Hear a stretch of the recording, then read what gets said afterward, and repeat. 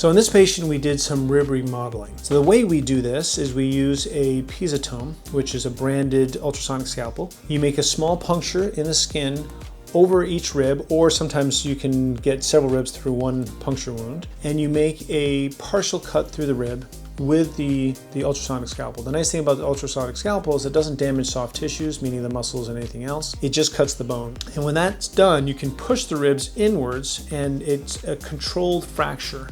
So you're actually deliberately breaking the ribs in a very specific place and pushing the ribs inwards. The advantage of this is it can create a narrower waist, and once it's healed, which requires a waist trainer, meaning something to keep your ribs in that new location. Once you're fully healed, you actually have a significantly narrower, noticeably narrower waist. In this patient, we did a little bit more. We actually did a whole nother step. We also did costal margin remodeling. So costal margin means the ribs in the front. So when you suck your stomach in, the ribs that kind of stick out just under the breast or chest area, that's the costal margin. Some people it's very prominent, some people it's not.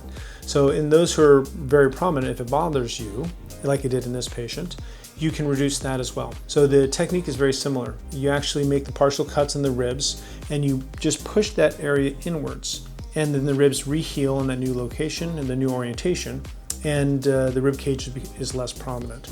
This also helps your overall contour, so you get a quicker taper from the chest area down to the waist area. So again, it adds to the appearance of a smaller rib cage and a narrower waist. If you do want rib remodeling, in terms of being a good candidate, you do want to be at a relatively low weight, because that's how we get the best possible results. If you're interested in rib remodeling, it's something that can certainly be done as a surgical procedure, and the recovery is relatively easy. And it's something that is highly effective with literally minimal scarring, little to no scarring, tiny little punctures like dots in terms of scarring, no large incisions.